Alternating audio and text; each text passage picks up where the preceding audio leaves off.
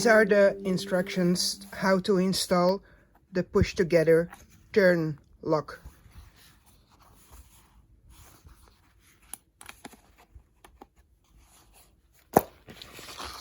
What you need is a concrete floor. Do not do this on a table because it will bounce. You really need a very sturdy place. We are going to use these dies and a rubber mallet. This is a cutting board, especially for my sewing needs, and we are pretending that this is the flap from your bag. So the die has a sharp side and a non-sharp side.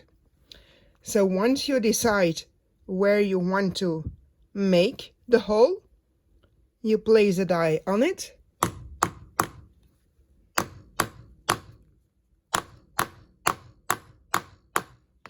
and you tap.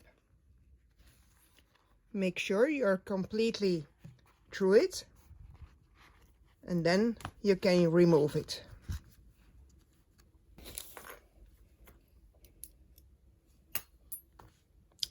We are then using our rectangular grommets.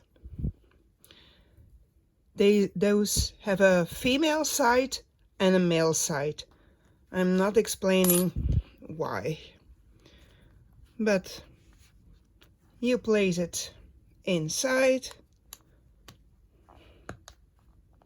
You place the other piece on top of it. My cutting board is protecting enough, but to be absolutely sure, you can always place a piece of fabric under it to protect your metal. A piece of fabric on top of it.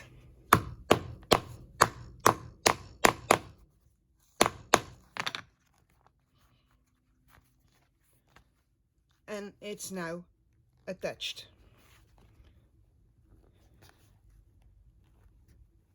Make sure everything is underneath it.